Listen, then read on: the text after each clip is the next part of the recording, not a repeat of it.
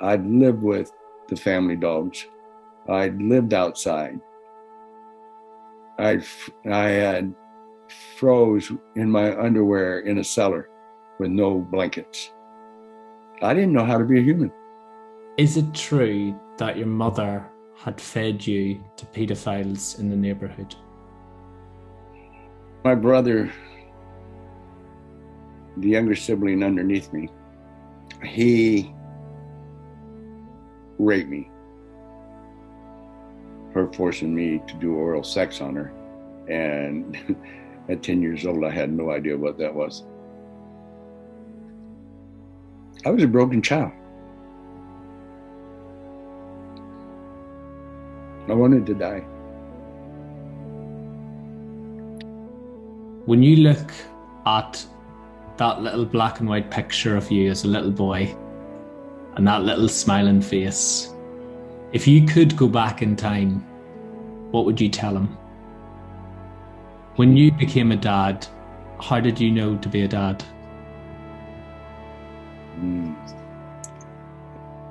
What rank did you get to?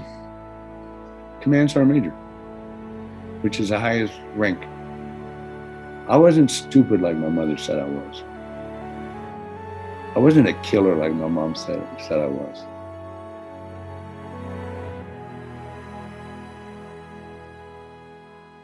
In a lot of the interviews that I do on this channel, I always like to go back to a person's childhood just to understand their background. And that's before they hit the challenges and the adversities in their life.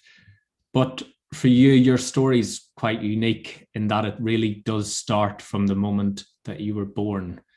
Tell me why that is. Well, I was born in 1954 with a twin sister, Carolyn, and we were born 2.5 months premature. So my sister was a pound, I was a pound and a half. So the doctors told my mother and my dad that we probably weren't going to make it through the night. So several hours after birth, Carol passed away. And I didn't. And I spent several months in an incubator with them trying to keep me alive. And my mother disconnected immediately once Carol died. So mentally to her, from the very beginning, I was dead. She wanted a girl. She didn't want a boy. She already had a boy. And so in her mind, she felt that her little girl had died, so she had nothing to do with me. When did the abuse start? The abuse started immediately as far as neglect and no bonding or anything with my mother. It was the earliest I can remember abuse was being pinched and stuff, tormented by her. And I was about a year and a half old. And then moving into my toddler years, my mother as any child, I wanted attention. I wanted to be held. I wanted to be fed, whatever, that a toddler wants, and she'd push me away. Mm-hmm. Or once I learned to walk, she'd just walk up and slap me. Mm-hmm. Or when I was trying to, and I try to envision myself trying to reach her, on the couch or whatever, and then she would push me away or knock me to the floor, and I'd sit there and cry, and then she'd just tell me to shut up or whatever, or she would slap me, And I know that your father left when you were 5 years old. Did the abuse get worse after he had left? Once my dad left, I was not allowed to live in the house. I Where, was, where did you stay? well, we, I should say she moved around a lot because of her temper and stuff, and people um, got to know the things that she was doing. So kind of like pressure from the neighbors and stuff.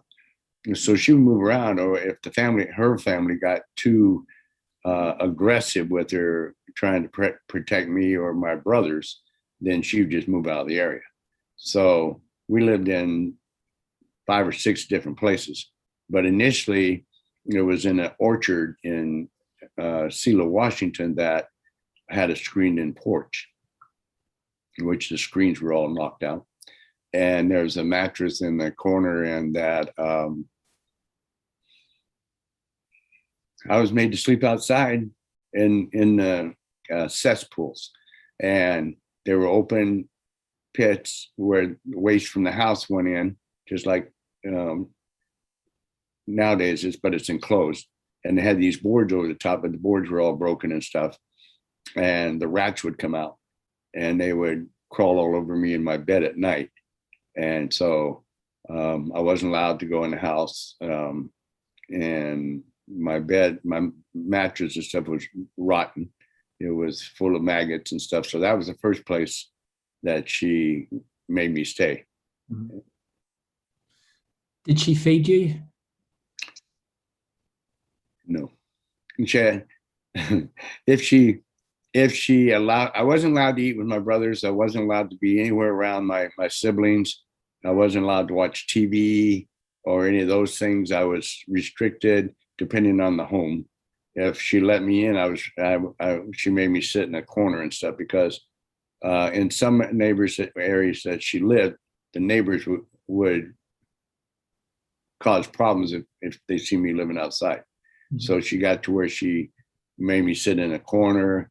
One house, I sat on the stairs going in the basement with the door closed behind me, so I couldn't see in the house.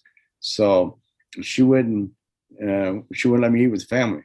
And there's 5 of us boys, and if there was something left over, I was allowed to eat. If not, then I went hungry. Did she abuse the brothers, or was this all targeted just at you? No, it was targeted at me. And my mother had a violent temper, so yeah, she would get angry with the other boys, mm-hmm. but very seldom she touched them. If she got angry about anything in the house, she came for me. Mm-hmm. And so my siblings were not abused like I was. Was there physical abuse? Yeah, yes, physical burden. From the earliest I can remember, there was physical abuse. That started with slapping me away from her, throwing me against the wall, that kind of thing. Mm-hmm. And then the earliest abuse I remember, where she got violently physical, is when we lived in a house in Kent, Washington, when my dad got out of prison, and she slammed me up against the wall, her shoulder height, with both her hands around my throat, trying to choke me. She wasn't trying; she was choking me, and I was frailing, and then I just went limp, and then my dad walked in, mm-hmm. and that's the earliest physical abuse that I remember of that type.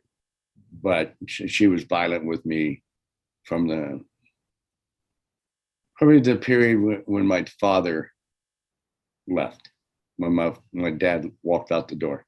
And then it just got really bad. How bad did it get? Bad enough for me to bleed and have welts all over me from my neck, mostly on my back.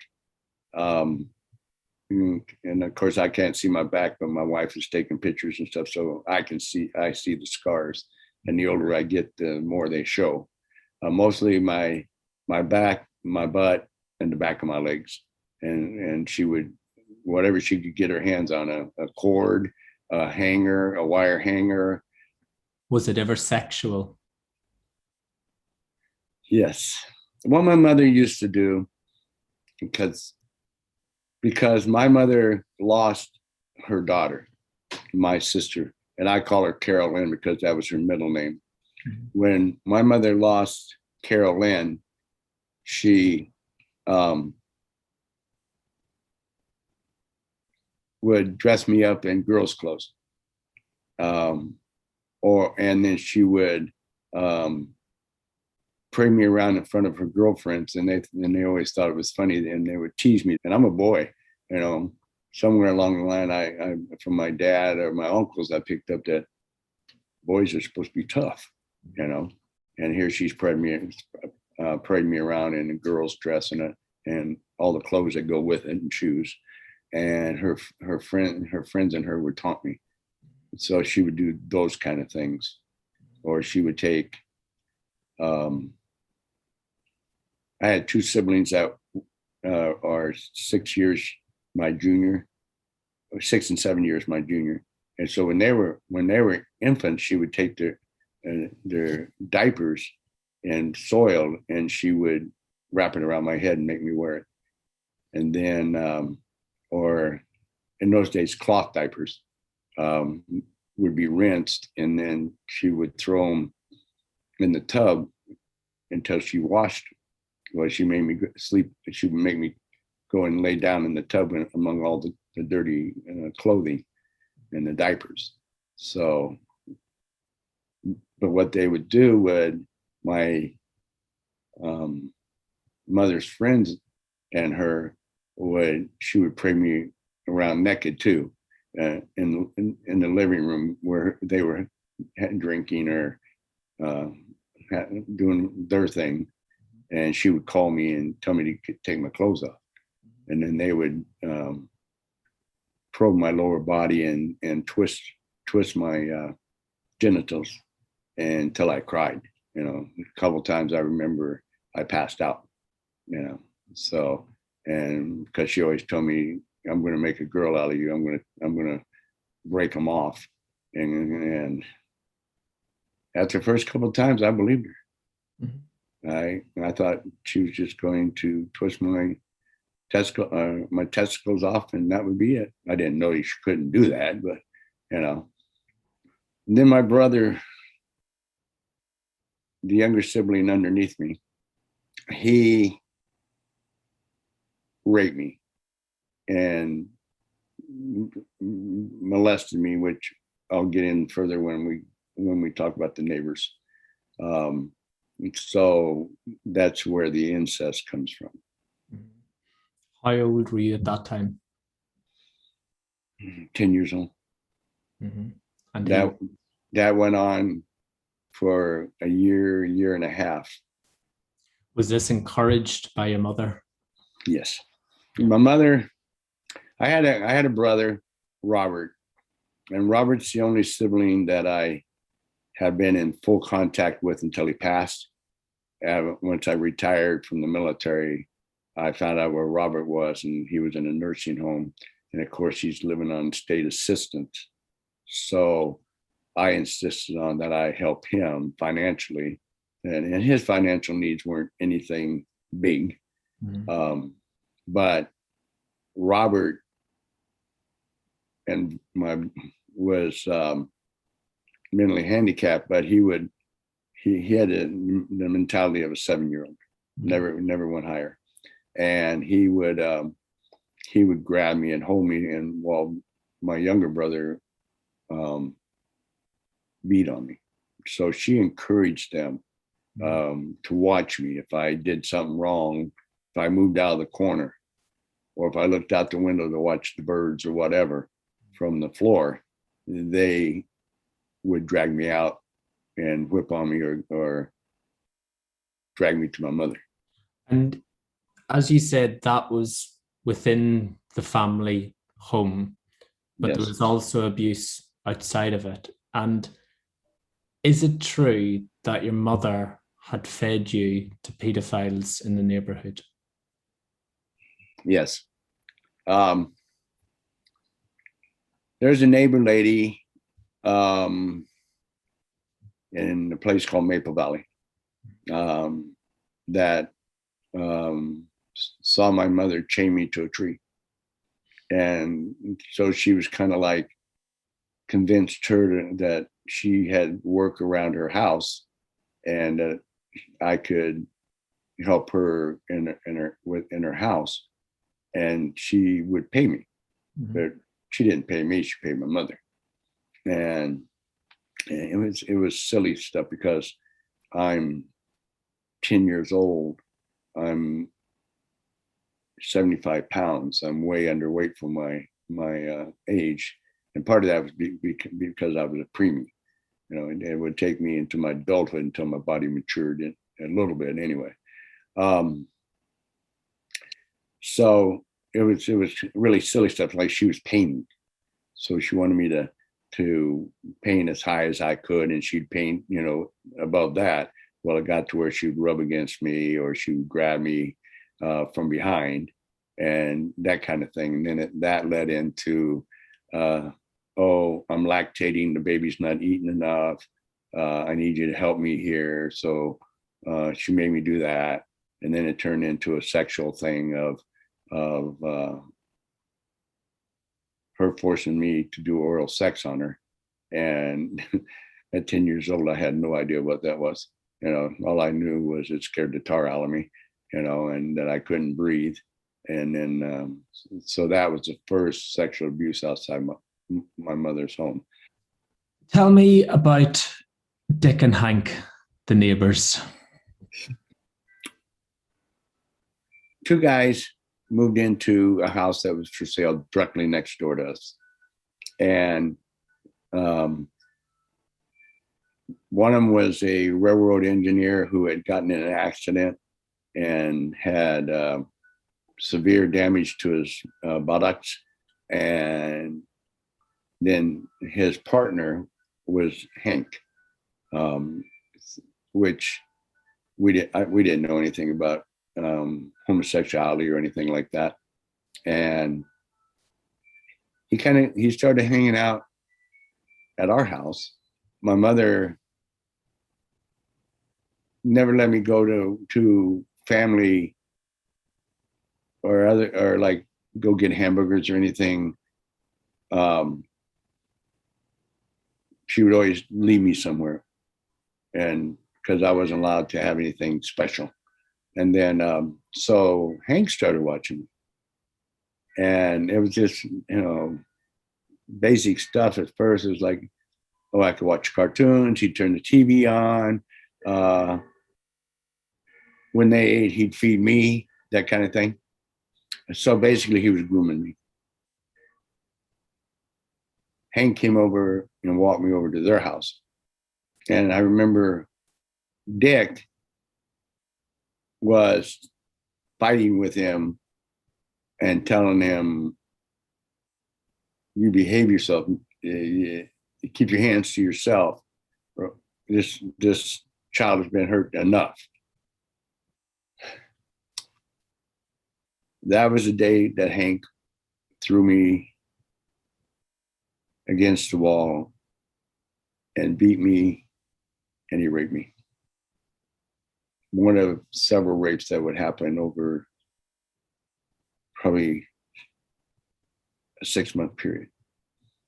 And he did all kinds of things of following me in the bathroom, grooming me like this is what guys do, you know, let me show you how to hold yourself, that kind of thing.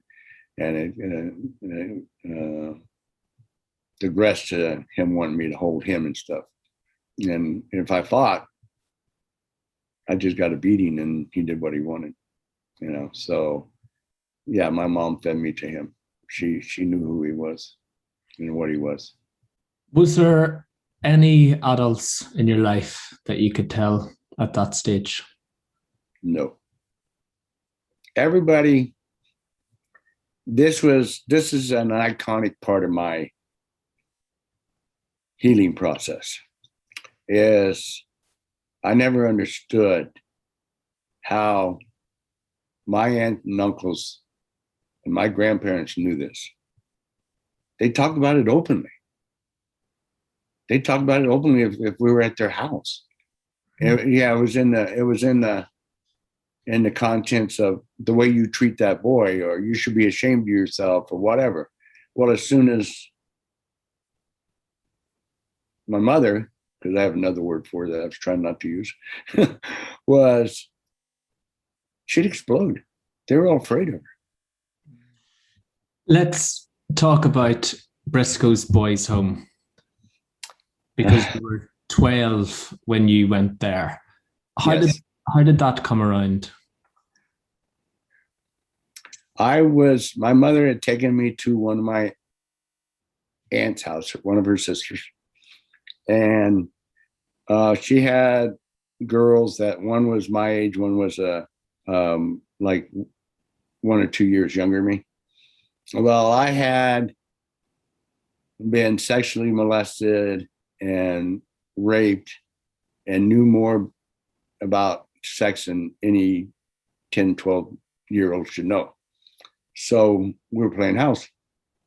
And if I remember correctly, we were playing doctor. And my aunt walked in. And of course, she was horrified, and she had every right to be. And she went into anger. And next thing you know, the police are there, Seattle police. She said, "Take him away," and they're actually saying, "No, we can't take him away. We can't take him away when he's playing house," because they didn't understand that. But she threw me out on the street, and she said, "Fine, if you don't take him, somebody else will take him." Well, they took me to juvenile hall, and so they made me the ward of the state. They took me away from my mother. So years later, when my mother said he's not my son, she's right. I wasn't her son because I was taken away. And in my mind, I was never her son. So I went through, I don't know how long, it might have been weeks, it could have been a month. I went through psychiatric training or testing. The one where they put the squares or triangles or stars or whatever in the boxes. What does this ink block look like to you? That kind of thing. Tested my IQ and stuff, which years later I found out was quite high, and it kind of surprised me because I was always told by my mother I was stupid. I'd killed my sister and I was stupid. And that's the thing that always stuck in my mind throughout the years is my mother actually blamed me for killing my sister at birth. So whenever they made me a ward of the state, they put me in the Catholic Boys Home for boys, Briscoe's Home for Boys in Kent, Washington. And what happened, the first thing at Briscoe was I was in the shower, and this person stepped in and watched me for a few minutes. And of course, I kind of stiffened up and said, you don't even know how to wash yourself. What are you, an animal or what? So this person proceeded to wash me from head to toe and everything in between. And then started groping me or fondling me. And all I remember of that was looking down and seeing him about 6 inches off the floor and the shoes. And in my mind, it was a nun.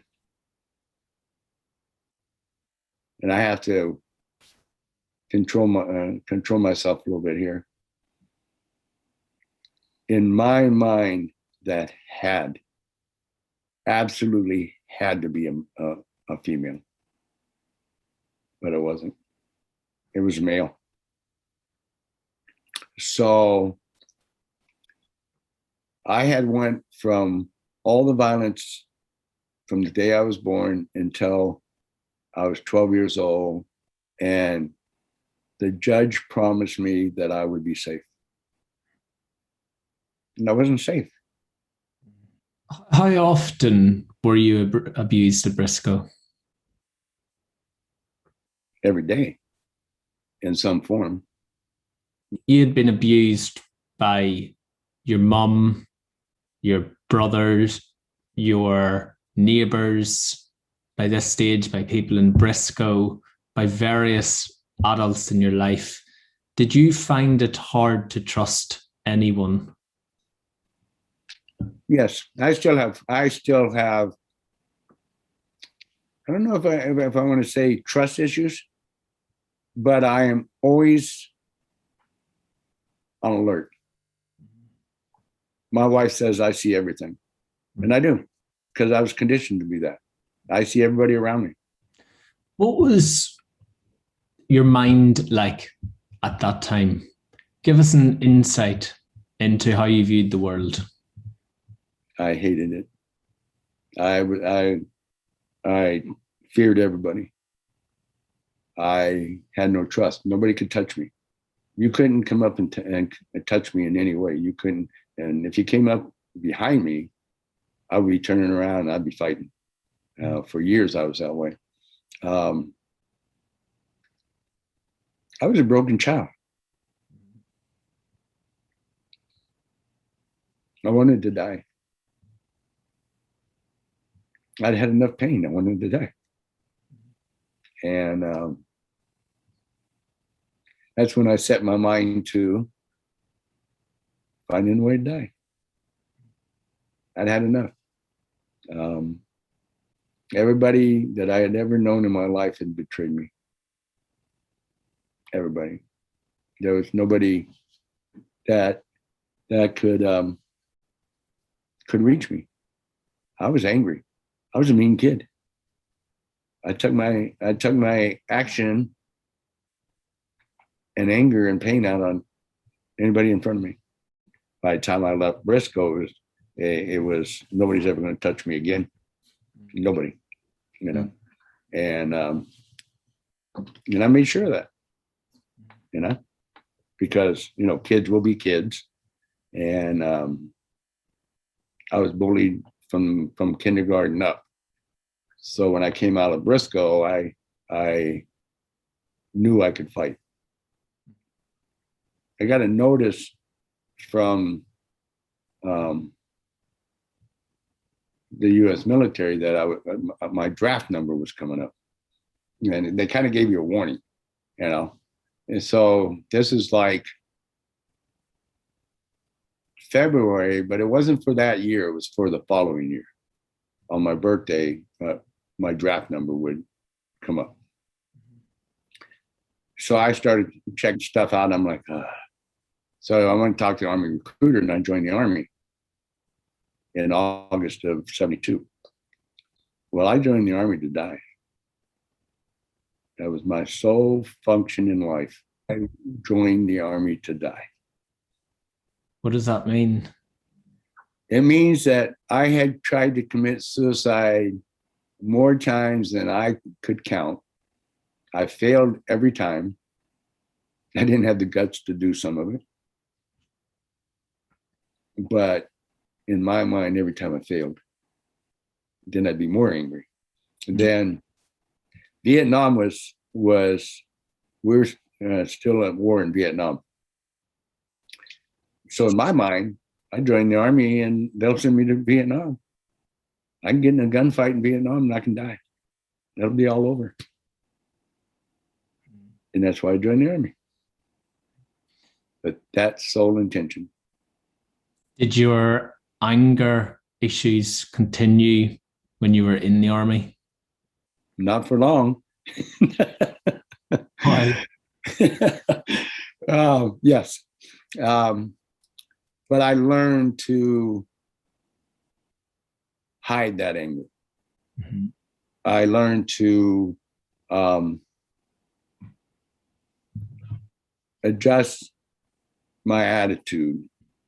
Did the military give you that stability and that purpose that you needed at that time? The military saved my life. That sounds really bad. That sounds really weird to some people because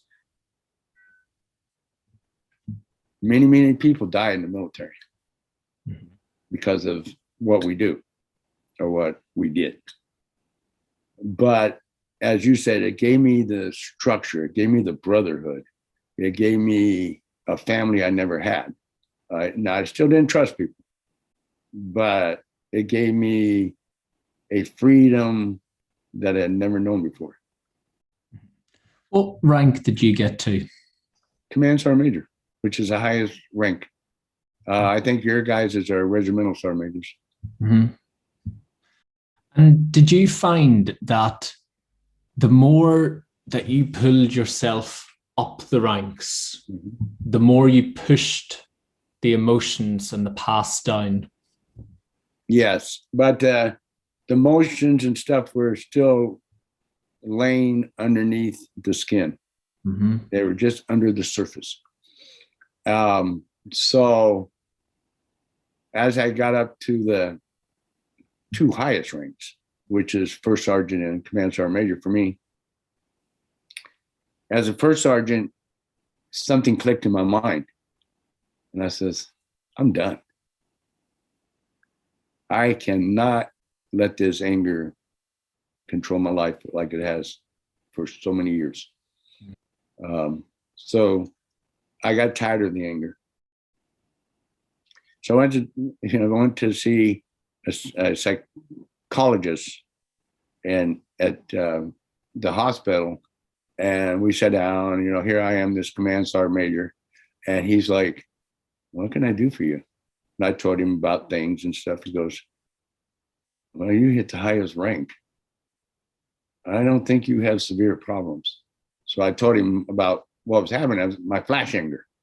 I says, I'm 38 years old. It's time to do something about this, So I started taking medicine for it. And then that's when the anger went away. Mm-hmm. And that's when I didn't react to everything. When you retired in 2002, because the military had been your life, your purpose, everything that you worked for, it gave you a goal. Did you feel that when you retired in 2002, that had been taken away from you, that you had to find out who you are? I was lost. I was totally lost. Not outwardly, but inwardly, I was like in a panic. What am I going to do? The very thing I knew all my life, all my adult life, that I had strived for, I lived on. I lived my life through the military.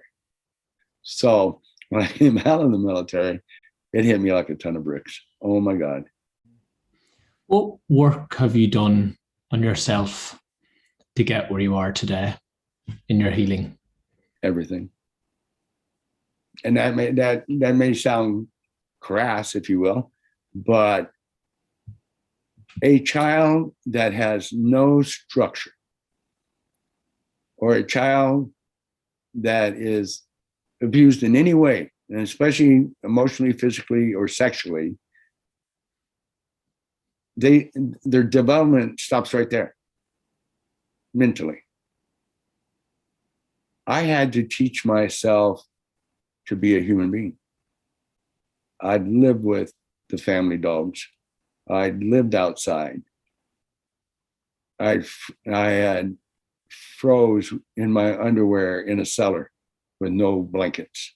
I didn't know how to be a human. I had to reparent my whole life. I had to teach myself stuff. Back in those days, obviously we didn't have computers. There were libraries. I read every psychiatry book I could on the human mind, on human behavior.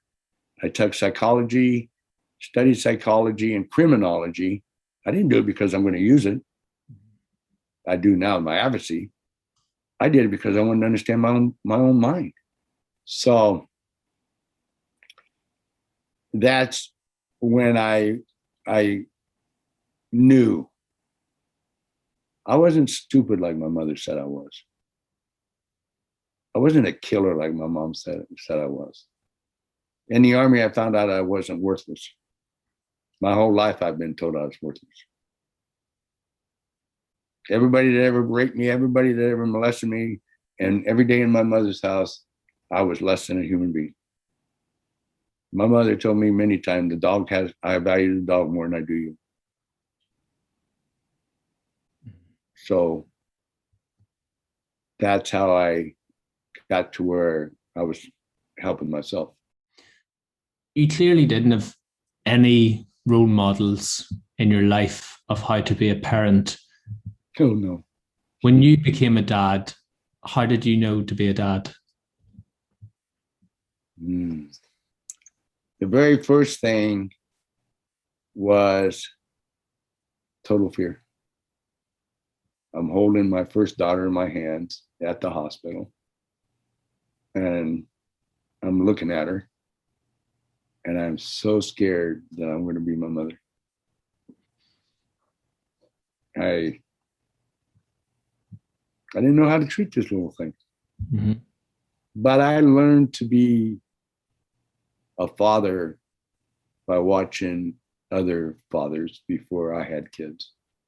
One of the things that I learned when I was reparenting myself, as is the term we use, is I watch other people. If I was with my kids, I always watched other parents around their kids, and it kind of molded me to be a parent. Was I a great parent? No, in many ways I was disassociated, disconnected. Part of that was because of the military, that I was always on the move, But part of it was that peace I could never give of myself. There's always that peace that I reserved and protected. But I learned to be a kid.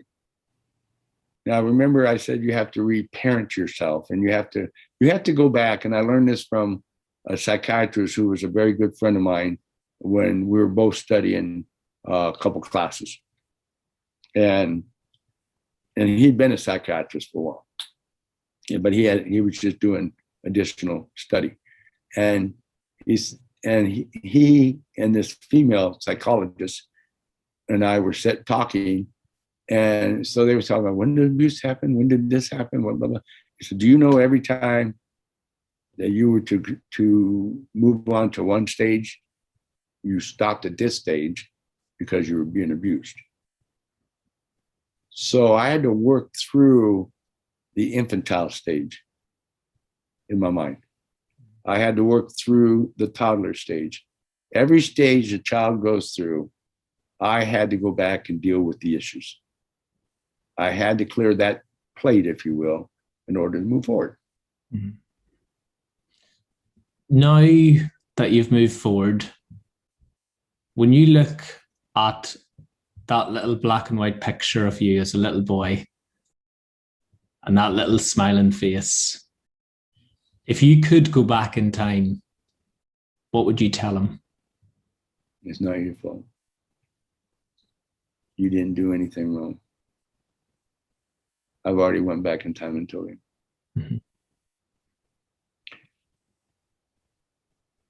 In the psychology and psychiatry world, we call it inner child.